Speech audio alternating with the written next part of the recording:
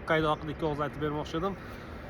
Demak, Hokkaydo hududi oroli bu Yaponiyaning 4 ta asosiy orollardan biri hisoblanadi. Demak, Honshu, Fukuoka, Shikoku va Hokkaydo.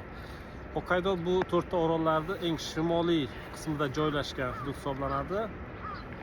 Tarixga qaraydigan bo'lsak, bu yerda o'zi qadimda Sibir tomonlaridan Aynu degan millat yashagan, shu istiqomat qilgan va yaponlar bu yerda 1800-yillar boshlaridan o'zlashtirishni boshlagan.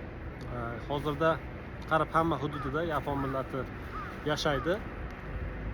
Hokkaydo mana ko'rib turibsizlar, o'zidan qor yog'yapti. Globusdagi meridian chiziqqa qaraydigan bo'lsak, Toshkentning shimoliy qismlariga to'g'ri keladi Hokkaydo hududi. Bu degani xuddi o'zimizga, O'zbekistonga juda ham yaqin bo'lgan ob-havo hudud hisoblanadi Yaponiyaning ichida. Qishda sovuq, qor yog'adi, yozda esa juda ham quruq, salqin yoz bo'ladi.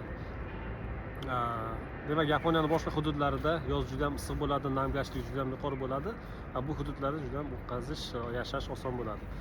Hokkaydo juda ham salohiyatga boy hudud hisoblanadi.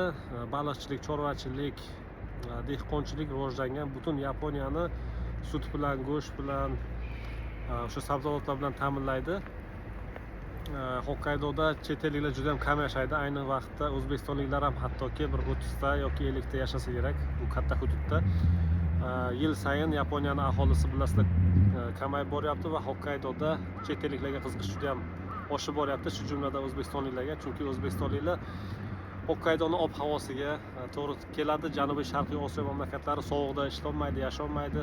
Shu jihatdan men xohlardimki, ko'proq vatandoshlarimiz Hokkaydo, Sapporo shaharlariga kelib, bu yerda yashashlarini, ishlashlarini, o'qishlarini xohlagan bo'lardim. Imkoniyati juda ham katta, yaponlar qiziqishyapti. Bizlar esa Yaponiyada Hokkaydo hududiga ishlamoqchi bo'lgan, yashamoqchi bo'lganlardan faqatgina yapon tilini o'qish talab etilyapti. Bu hududlarga kelib turib, ko'rib, o'rganib, albatta vatanimizning rivojiga hissa qo'shsak, juda ham yaxshi bo'ladi. Hammaga omad, ko'rishguncha.